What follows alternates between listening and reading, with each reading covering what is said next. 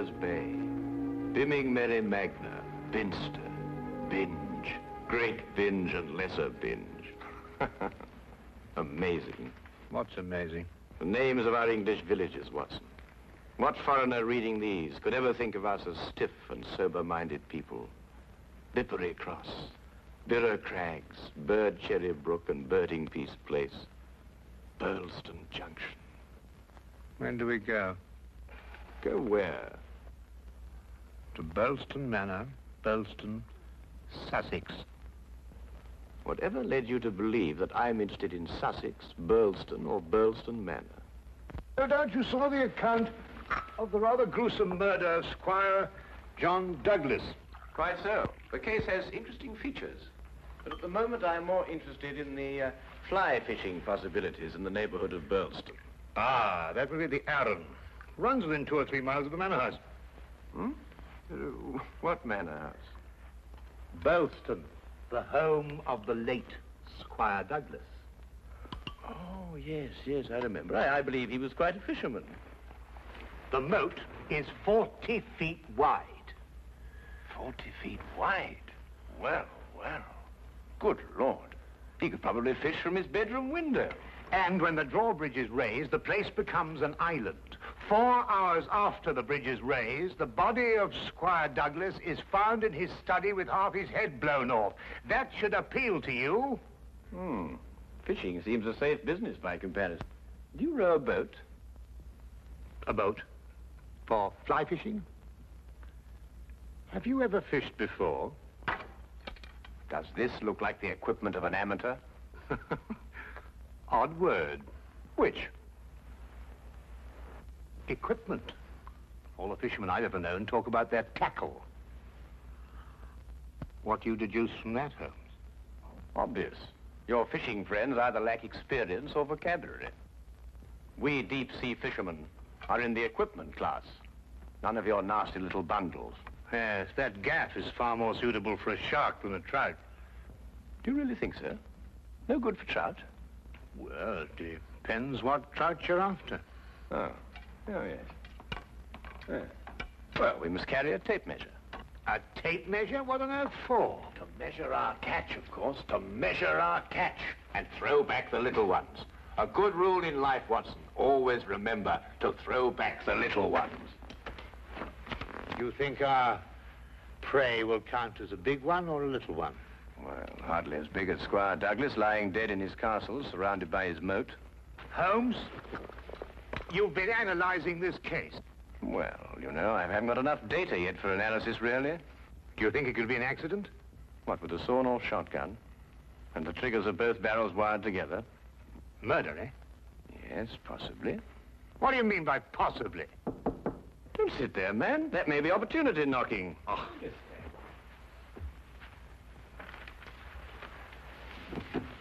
Come in.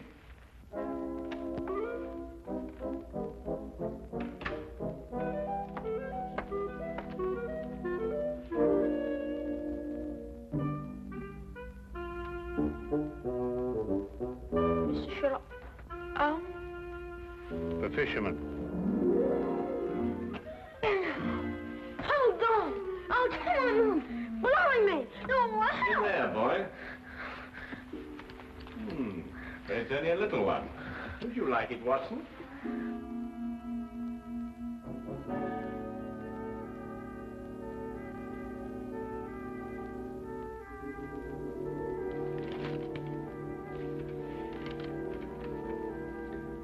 Would appreciate your view. Intriguing affair, Burlston Manor.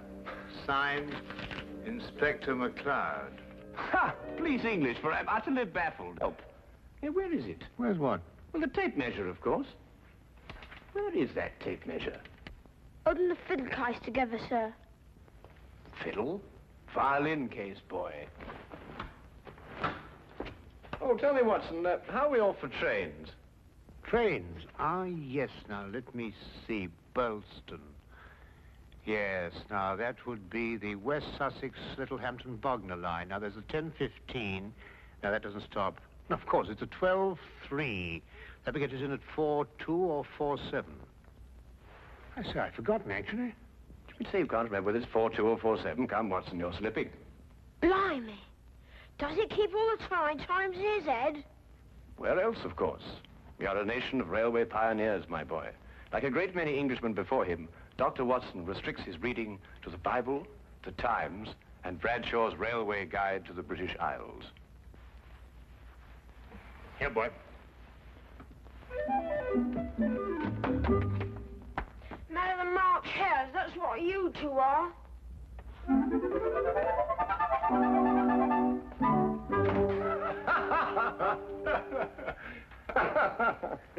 I say, Watson, have you seen my weekend bag anywhere? I suspect it's under the stairs. Mrs. Hudson got very tired of seeing it lying about. Oh, good. Well, that means it hasn't been unpacked anyway. I assume not. Excellent. Then everything is ready. Oh, be a good fellow, would you, and dig out that bag and put it in the cab along with that tackle. Why? Aren't you going to be here? I have a little reading to do. Pick me up at the British Museum Library, say half an hour before the train leaves. Now, look here, Holmes. This is no time to go reading. You'll miss the train. I cannot vouch for the punctuality of Dr. Watson or the reliability of the company's steam engines, but I, for one, propose to be at Burleston Halt at 4:02 p.m. precisely.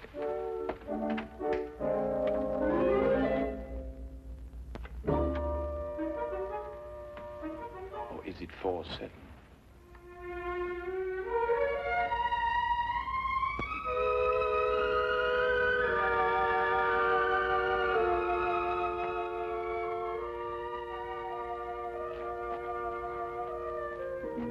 It was a nice piece of work, if I say so myself. The entire story hung on a spider's thread. A spider's thread? Exactly. Huh. Yeah, it sounds interesting, Inspector. Now perhaps you'll start at the beginning. Simply stated, the castle, as you'll see, has a moat. And when it's up, as it was at the time of the murder, it's a sealed fortress. Who was in the castle at the time of the crime? The murdered man's wife, Mrs. Douglas, and a foreign friend, John Morell. Just those two? And the servants, but we've been able to rule them out completely. And from your description of the house, it would have to be one of them. Either Mrs. Douglas, or this friend of hers, Morell, or both of them. They tried to make it appear as though someone had broken into the house and then dived through the windows to swim the moat. But you disproved it. Completely. How? I'll tell you when we get there. This murder weapon, a sawn-off shotgun, I believe. An odd weapon, that. And a foreign gun, too. 3 letters on the barrel. P-E-N. Aha, a larger P with a flourish over it, followed by a smaller E and N. That's right. Ah, the Pennsylvania Small Arms Company, the famous American firm. That's perfect. That's all I need. You mean you need additional evidence? Well, Mr. Holmes, every little helps, you know. Then your case against Morell is not complete.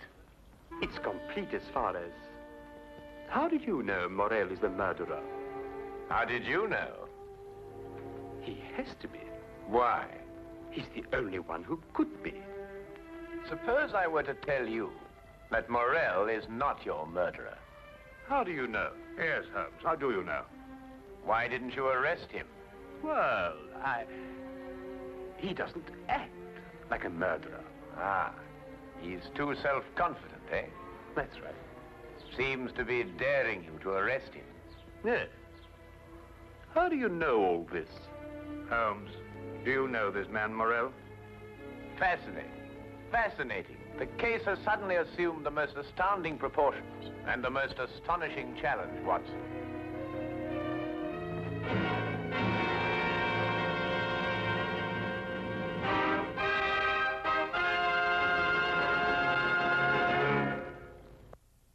Specimen of the period. Yes, it is lovely, isn't it? What did you mean, Mr. Holmes? Nothing. I just think it's a lovely building. No, I mean when you said that Morell didn't murder Mr. Douglas. Oh, that. Yes, what did you mean? How do you know he didn't do it? Well, if he didn't do it, she did. You're jumping again, McCloud. You're jumping. But it has to be one or the other. Does it really? What's he talking about? Well, don't you know? No, I don't know. If 2 people are in a sealed house with a murdered man, one of them has to be a murderer. That's common sense. Ah, but is it logical? What do you mean? Is it logical? I don't know, but Holmes says that all the time. I was hoping you might be able to tell me.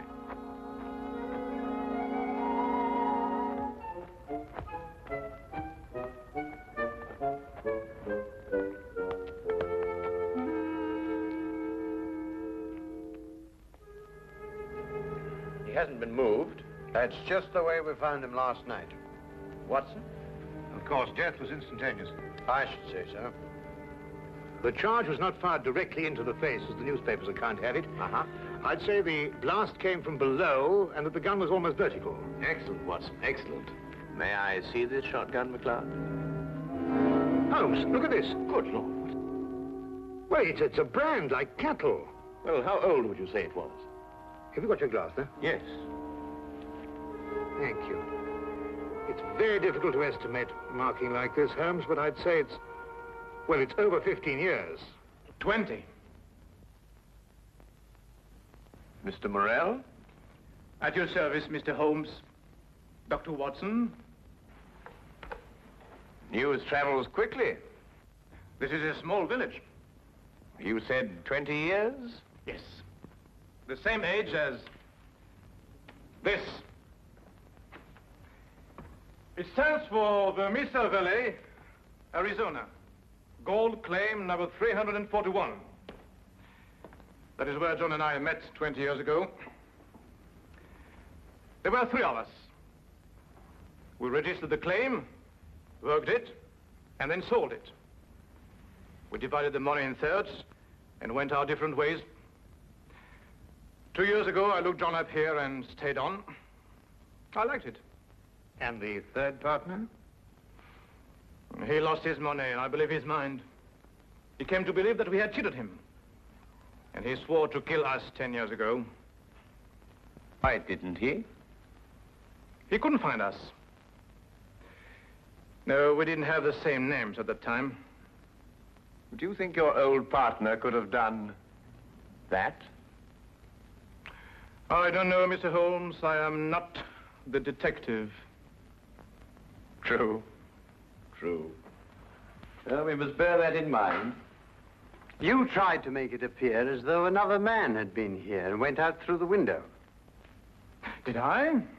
He tried to build an elaborate story. A man of his size was seen passing through the village wearing a loud tweed topcoat and a wide-brimmed hat. He was heading this way. On the window ledge, there is a footprint in blood, indicating, of course, that the murderer dived through the window and swam the moat. But he didn't. How do you know?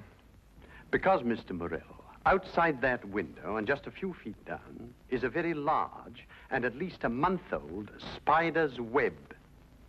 Anyone jumping or diving through the window would have to pass through the web.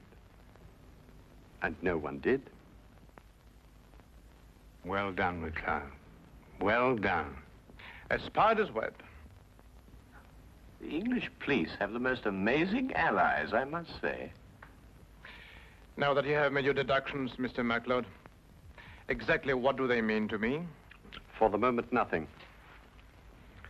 But I suggest you do not leave the castle grounds. And if I try to live?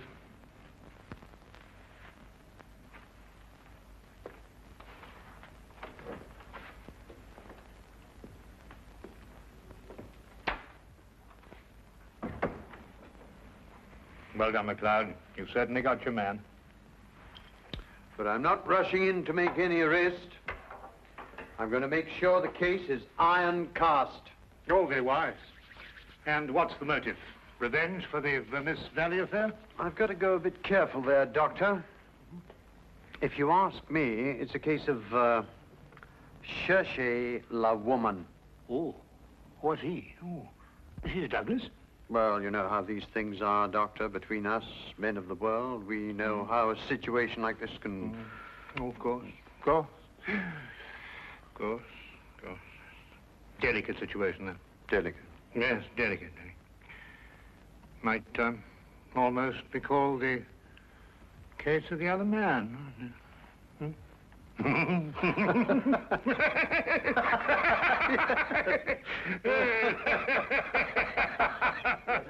The other dumbbell. Who? Not who, what. What? That's right, what? What are you talking about? That. There's only one dumbbell. One dumbbell. That's right. Well? There's only one dumbbell, Watson. I know. That's it over there. Yes. Where's the other one? Well, I don't know. I've only just come here. Do you know where the other one is? What difference does it make? Well, that's right, yes. What difference does it make? Maybe there is only one dumbbell. One dumbbell? But they come in twos. Perhaps he only had one. Watson, do you mean to tell me that you can stand there, surrounded by all these athletic trophies, and suggest to me that such a man would only use one dumbbell? Well, what difference does it make? Yes, what difference does it make? Well, if you two are convinced that you can solve the case with the aid of a convenient spider, I'm going fishing. You're what? Oh, he's going fishing. He's brought his tackle. Why? To catch fish. Then I take it you're satisfied with my analysis of the crime. Find the dumbbell. Hang the dumbbell! You can't hang him until you find him. Who? The man who took the dumbbell.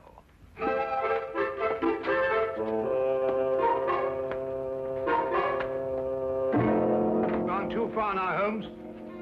I think you've made him very angry. Then he should fish. It soothes the nerves. Are you really going to fish? I am. Where? Out of that window. It looks very comfortable. Well, what do you expect to catch? A herring. A red herring. May I have the tape measure, Watson? To measure a red herring? To measure the big red herrings. The little ones I plan to throw back. Holmes, you're up to something. I am. What? Would you like to help? Of course. Well, look. Take the good inspector down to the local pub and keep him there for at least an hour. While you fish for red herring? At the moment, I'm fishing for bait.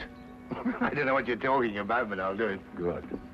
Remember, 1 hour. I may enjoy myself in the local and stay too.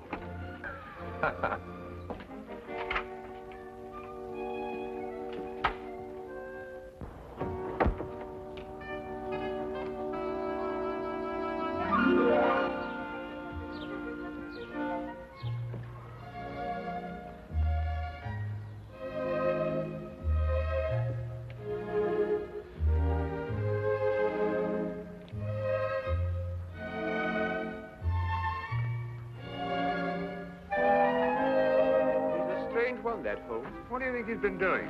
There's no guessing with him. For all we know, he may really have been fishing. Perhaps we should have given him more time. He's been an hour. That's all he asked for. Yes, that's right enough. Inspector McLeod. Hello, Sergeant. Have you seen Mr. Holmes? I certainly have, sir. What's wrong? You know the staircase in that room? Huh? Mr. Holmes was sliding down them banisters. He was what? That's right, sir. Sliding down the banisters he was. Well, he was probably investigating something. Probably. Well, let's ask him. There must be some reason behind it. Good afternoon, gentlemen.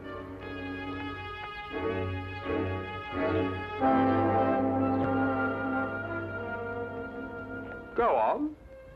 Ask him. Ask me what? Well? What have you been doing while we were away? Well, first I fished, No. and then I slid down the banisters. I told you. Why? Why not? Well, And you, Inspector McLeod, are going to drain the moat. I'm going to what? Drain the moat. Empty it right down to the bottom. I can't do that. That's a major engineering job. Don't you realize that's a real river that runs round the house? Well, in that case, don't drain the moat, but tell everyone you're going to. And then what? Then we'll all meet back here in an hour's time. and see if we can find somebody pulling something out of the moat. Exactly.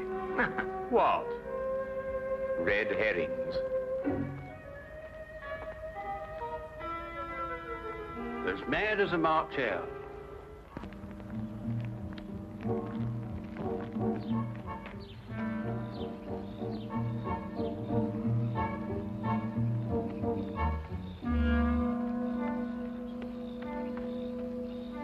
How much longer? Not much. You're certain everyone believes they're going to drain the moat? I don't know who believes it, but everyone knows I said it. Do you think someone will come to the murder room? Someone has been in it for some time. How do you know? The lights are out. Because I left them on. Look, what? That's it, let's go.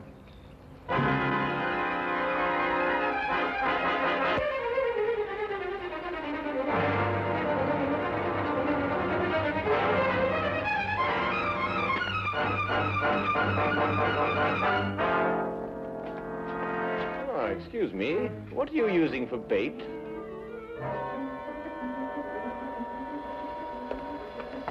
Oh, would you mind holding this?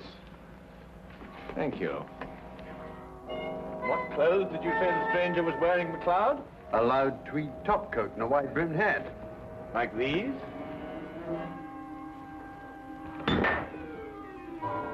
The dumbbell. Holmes, how did you know? When you're working near water, Watson, and a heavy object has disappeared, you may conclude, until you can prove otherwise, that it has been used to prevent some object from rising to the surface. All right, Morell. You're under arrest for the murder of John Douglas. It is my duty to warn you that anything you say may be taken down and used in evidence... No, McLeod. You haven't got it at all. What? This gentleman didn't kill John Douglas because John Douglas isn't dead. He isn't what? Dead. The man whose body you discovered in here is the very man who came back to... No, you're not with me, are you, McLeod? Would you tell him, please? These clothes belong to our third partner. The man who's been searching for you for 10 years. Yes. He found us and arrived here with a shotgun. He and John struggled, and the shot went off. That explains the vertical angle of the blast. In the ensuing struggle, the gun went off. I heard the report and ran down immediately. I timed it from your room. 15 seconds if you run, and 10 seconds if you slide down the banisters. I ran. I thought you would. John was panic-stricken when he saw what he had done. I got the idea to change their identities. But then where is Douglas? With the aid of my tape measure, I was able to ascertain that there is a hollow space behind that wall. I imagine it conceals a passage under the moat. Yes, Mr. Holmes, it does. And John has had a 36-hour head start. We'll stop him. I told him you would. I'll issue orders for the apprehension of Mr. Douglas, and we'll talk about your part in this, sir, in the morning. You have conspired to conceal evidence. I'll still be here in the morning, Inspector.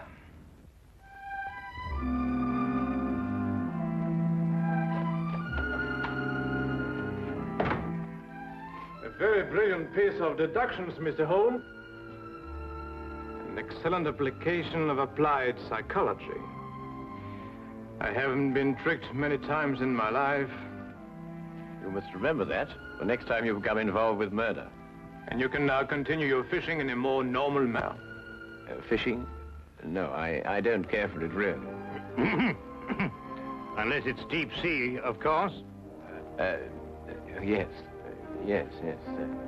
But in the absence of an ocean in the immediate vicinity, I think we'd better start back to Baker Street immediately. Well, now, there's a 9:13 or a 10:23. The 10:23 will hold us up at Tunbridge quite a while, while it waits to connect. Thank you, Mr. Holmes. Ah, not at all.